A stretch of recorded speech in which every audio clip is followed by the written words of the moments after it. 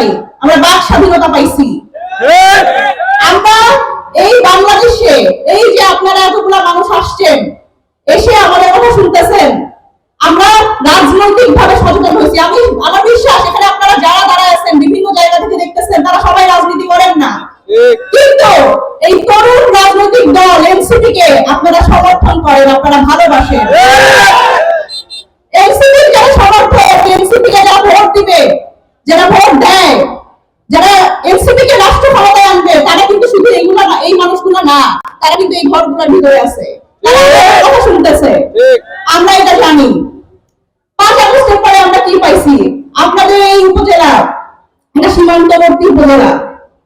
আপনি এর আগে জীবনে গত 15 বছরে শুনছেন যে আমার দেশের বিজেপি বলছে যে আপনার যদি একটা গুলি চলে আমার কাছে গুলি নাই? এই কথা বলছে না আমার দেশের বিজেপি?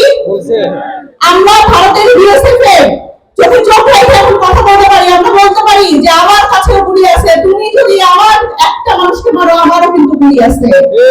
5 আগস্টের পরে আমরা এটা পাইছি।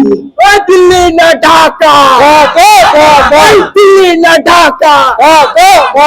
কিন্তু মনে রাখবেন, আমরা দিল্লি থেকে দিল্লির দাসত্ব করবো না বলতেছি, আমরা অন্য কোনো দেশের দাসত্ব করবো না, আমরা দিল্লিরও দাসত্ব করবো না, আমরা আমেরিকার দাসত্ব করবো না, আমরা শুধু বাংলাদেশের স্বার্থ সংশ্লিষ্ট কথা বলবো।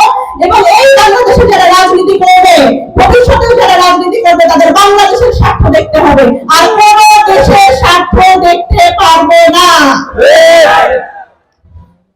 প্রিয় গোদাগাড়িবাসী, বাংলাদেশের মানুষ অনেক বছর পরে এখন মন খুলে কথা বলতে পারে। বাংলাদেশের মানুষ বাংলাদেশের রাজনীতি নিয়ে এখন আশা দেখে, কিন্তু দেখেন এই যে তরুণ রাজনৈতিক দল এনসিপি, আমাদের কিন্তু পথ চলা এত সহজ ছিল না, আমাদের কেউ মেনে নিতে চায় নাই।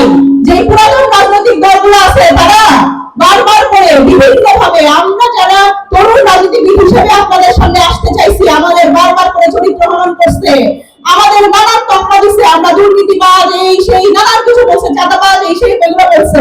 অথচ